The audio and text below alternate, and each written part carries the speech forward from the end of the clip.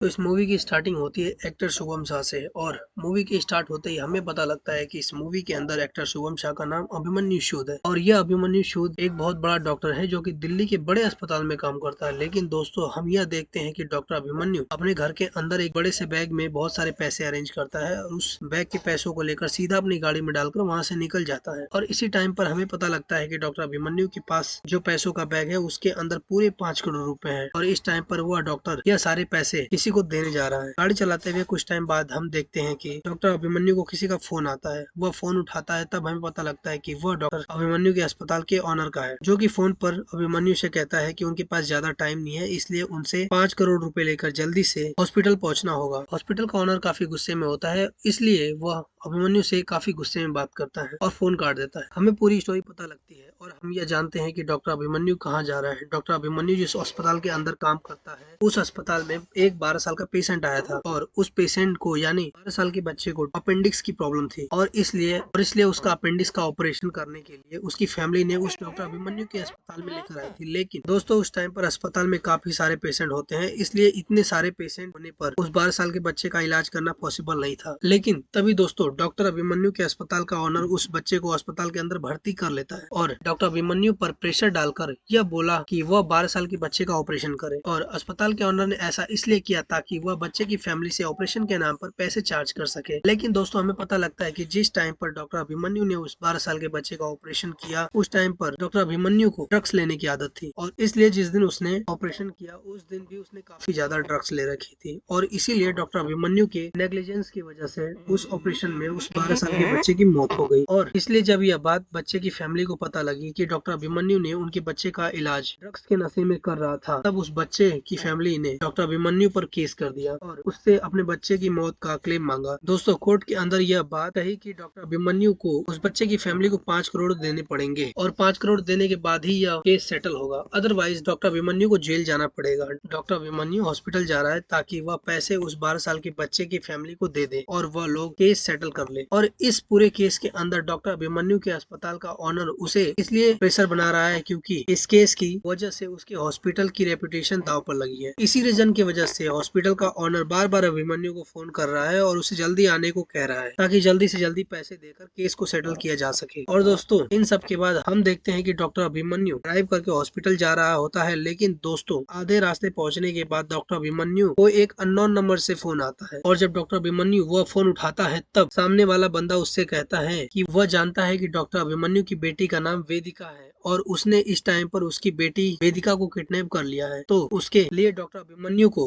Kidnapper को पूरे 5 करोड़ रुपए देने पड़ेंगे। अपनी बेटी को बचाने के लिए उसे पैसे कहाँ, ये सारी बातें वह डॉक्टर अभिमन्यु को आधे घंटे बाद बताएगा और फिर यह बोलकर किडनैपर फोन काट देता है। अपनी बेटी की किडनैपिंग की बात सुनकर डॉक्टर अभिमन्यु थोड़ा सा घबरा जाता है और इसी वजह से जल्दी से वो अपनी एक्स वाइफ को फोन करता है। और दोस्तों स्टोरी में हम यह जानते हैं कि डॉक्टर अभिमन्यु की फैमिली में उसके वाइफ और 21 साल की बेटी है, लेकिन असल में डॉक्टर अभिमन्यु का उसकी वाइफ से कई साल पहले डिवोर्स हो चुका है और इसलिए डॉक्टर अभिमन्यु भी अपनी वाइफ और उसकी 21 साल की बेटी वेदिका दोनों से अलग रहता है। लेकिन दोस्तों यहाँ पर हमें यह भी पता लगता है कि डॉक्टर अभिमन्यु का डिवोर्स उसकी बेटी की वजह से हुआ है और ऐसा इसलिए क्योंकि उसकी जो 21 साल की बेटी है जिसका नाम वेदिका है उसे डाउन सिंड्रोम नाम की बीमारी है। यह डाउन सिंड्रोम एक ऐसी बीमारी है जो कि काफी रेयर है, बट जिसको भी होती है वो अपने जन्म से ही दूसरे बच्चों से काफी अलग हो जाता है, क्योंकि जिसे सिंड्रोम होता है उसकी बॉडी का शेप दूसरे बच्चों से थोड़ा सा डिफरेंट हो जाता है और साथ में ही इस सिंड्रोम वाले बच्चों का दिमाग भी दूसरे बच्चों की कंपैरिजन में काफी कमजोर होता है। यह समझ लीजिए कि डाउन सिंड्रोम वाला बच्चा देखने में काफी अजीब होता है और वह दिमाग से भी बहुत मंद बुद्धि होता है। दोस्तों यही डाउन सिंड्रोम डॉक्टर अभिमन्यु की बेटी को भी है। और दोस्तों उसके बाद स्टोरी में हम देखते हैं कि किडनैपर की बात सुनकर डॉक्टर अपनी एक्स वाइफ को फोन करता है और वह अपने एक्स वाइफ से अपनी बेटी के बारे में पूछता है कि उसकी बेटी इस टाइम पर कहाँ पर है। उसकी एक्स वाइफ जवाब नहीं देती है, बल्कि इसके बजाय वह डॉक्टर अभिमन्यु से झगड़ा करने लगती है कि वो फोन पर डॉक्टर अभिमन्यु से कहती है कि हम दोनों के डिवोर्स के बाद से ही हम दोनों काफी अलग रह रहे हैं और तब से हमारी बेटी को सिर्फ मैंने संभाला है, यहाँ तक कि तुमने मुझे डिवोर्स भी हमारी बेटी की वजह से दिया था क्योंकि तुम हमेशा अपनी बेटी से हेट करते थे और उसे लेकर मुझसे लड़ाइयाँ किया करते थे कि आखिरकार हमारी बेटी नॉर्मल क्यों नहीं है, उसे ही खतरनाक बीमारी क्यों हुई है और आखिरकार क्यों वह मेरी तरह इंटेलिजेंट नहीं है बल्कि ऐसी मंद बुद्धि होती है और इन्हीं सारी लड़ाइयों के चलते तुमने मुझे और मेरी बेटी को छोड़ दिया था और डिवोर्स के बाद से तुम अपनी बेटी से मिलने भी बहुत कम बार आते थे और जितनी बार भी तुम आते थे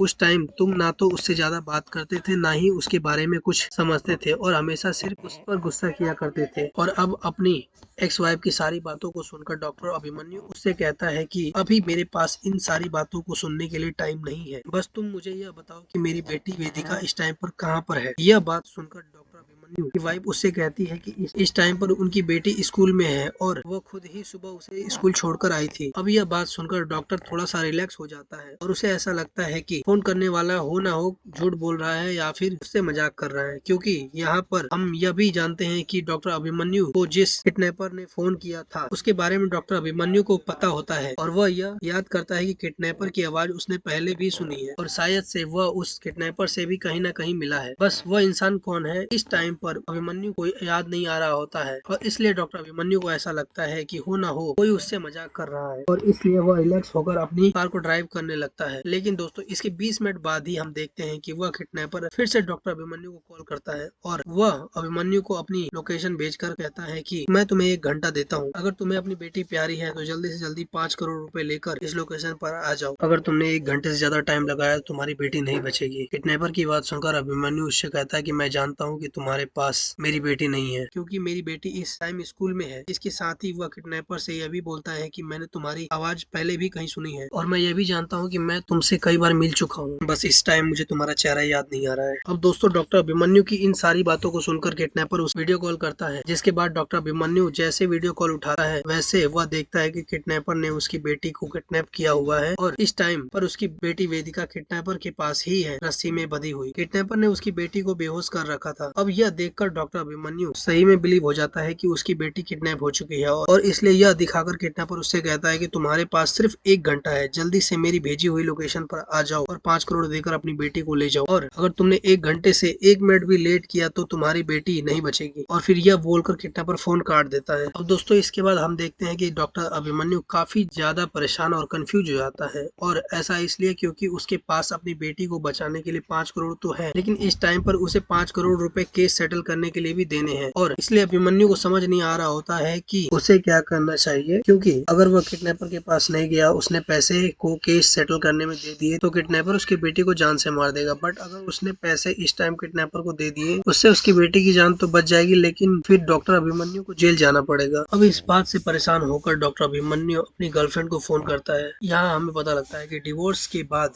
से ही डॉक्टर अभिमन्यु अपनी नई गर्लफ्रेंड के साथ रिलेशन में है। वह अपनी जीएफ को फोन करके उससे 5 करोड़ मांगता है और वह उससे कहता है कि उसे 5 करोड़ बहुत ही अर्जेंटली चाहिए, लेकिन अभिमन्यु की जीएफ उससे कहती है कि उसके पास इतने सारे पैसे नहीं है। बट इससे आगे वह उससे पूछती है कि आखिरकार बात क्या है, जिस पर डॉक्टर अभिमन्यु अब तक जो भी हुआ वह सारी बातें उससे बताता है। अब यह सारी बात सुनकर डॉक्टर अभिमन्यु की जीएफ उससे कहती है कि शायद तुम कंफ्यूज हो, लेकिन मुझे पूरी तरह समझ में आ रहा है कि तुम्हारे साथ क्या हो रहा है। असल में यह तुम्हारी बेटी की किडनैपिंग नहीं है बल्कि यह एक ट्रैप है, क्योंकि सोचो इस टाइम पर तुमने 5 करोड़ रुपए अरेंज करे हैं। यह 5 करोड़ लेकर तुम केस सेटल करने जा रहे थे, लेकिन जब तुम्हारे हाथ में इतने सारे पैसे थे तभी किडनैपर का फोन तुम्हें आया। इससे भी बड़ा कोइंसिडेंट तो यह है कि किडनैपर ने भी तुमसे 5 करोड़ ही मांगे। इसलिए मैं चाहती हूँ कि तुम एक बार फिर से सोचो, क्योंकि मुझे तो ऐसा लगता है कि हो ना हो यह एक ट्रैप है जिसमें कोई तुम्हें फंसाना चाहता है। अब अपनी जीएफ की सारी बातें सुनकर डॉक्टर अभिमन्यु को भी शक होता है और वो अपनी जीएफ से कहता है कि तुम शायद सही कह रही हो, क्योंकि वैसे भी जिस किडनैपर ने मुझे फोन किया था मुझे याद है कि मैंने उसकी आवाज पहले भी सुनी है और मैं उससे कई बार मिल चुका हूँ। यह बात सुनकर डॉक्टर अभिमन्यु की जीएफ उससे कहती है कि अगर ऐसी बात है तो शायद यह सब 12 साल के बच्चे की फैमिली कर रही है, जिसकी जान तुम्हारे ऑपरेशन करते टाइम चली गई थी, क्योंकि शायद हो सकता है कि इस तरीके से यानी झूठी किडनैपिंग के जरिए वह तुमसे 5 करोड़ भी ले लें और कोर्ट में यह भी साबित कर देंगे कि तुमने उन्हें 5 करोड़ नहीं दिया है ताकि तुम्हें जेल भी जाना पड़े, या फिर यह सब कुछ तुम्हारी एक्स वाइफ कर रही है, क्योंकि वैसे भी वह तुमसे बहुत नफरत करती है, इसलिए तुम्हें लूटना उसके लिए कोई बड़ी बात नहीं है। अब यह सारी बातें सुनकर डॉक्टर अभिमन्यु का दिमाग खनकता है और इसलिए वह जल्दी से अपना फोन खोलता है और जल्दी से गैलरी ओपन करता है, फोटोज देखने लगता है, क्योंकि उसे शक होता है कि अगर किडनैपर उसका कोई जानकार है तो शायद से उसकी कोई फोटो या वीडियो उसके साथ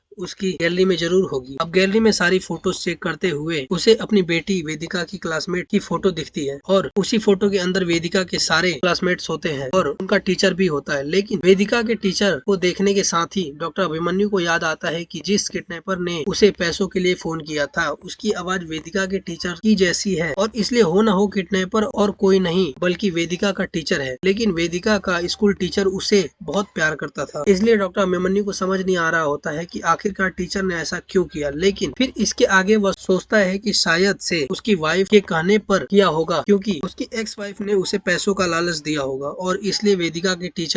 का टीचर इस झूठी किडनैपिंग में उसकी एक्स वाइफ के साथ मिलकर उससे 5 करोड़ रुपए लूटना चाहते हैं, क्योंकि वैसे भी वह अक्सर अपनी एक्स वाइफ के घर जाया करता था और इसलिए उसकी एक्स वाइफ को डॉक्टर अभिमन्यु के केस और 5 करोड़ के सेटलमेंट के बारे में पता ही होता है। अब दोस्तों लकीली इस टाइम पर डॉक्टर अभिमन्यु की एक्स वाइफ फोन करती है और वह फोन पर रो रही होती है और डॉक्टर अभिमन्यु से कहती है कि वेदिका के बारे में मैंने पता किया, वह स्कूल में नहीं है और उसके टीचर को भी वेदिका के बारे में कुछ नहीं पता है और इसलिए हो ना हो उनकी बेटी वेदिका का किडनैपिंग हो चुका है। इसलिए वह चाहती है कि डॉक्टर अभिमन्यु जल्दी से किडनैपर के पास जाए और उससे उसकी बेटी छुड़ाकर लेकर आए। यह बात सुनकर डॉक्टर अभिमन्यु अपनी एक्स वाइफ से कहता है कि मैं जानता हूँ कि तुम ड्रामा कर रही हो, मैं जान चुका हूँ कि हमारी बेटी का किडनैपिंग किसने किया है, उसका किडनैप उसके टीचर ने किया है और मैं यह भी जानता हूँ कि तुम इसके साथ मिली हुई हो। लेकिन दोस्तों डॉक्टर अभिमन्यु की बात सुनकर उसकी एक्स वाइफ उससे कहती है कि मैं अपनी बेटी की कसम खाकर बोलती हूँ, मैं उसके साथ नहीं मिली हुई हूँ और मुझे इस किडनैपिंग के बारे में कुछ नहीं पता है। अगर तुम इस टाइम पर मेरी हेल्प नहीं करोगे तो मैं पुलिस के पास जा रही हूँ। पुलिस की बात सुनकर डॉक्टर अभिमन्यु उसे रोक देता है और वह अपनी एक्स वाइफ से कहता है कि अगर तुमने पुलिस की मदद ली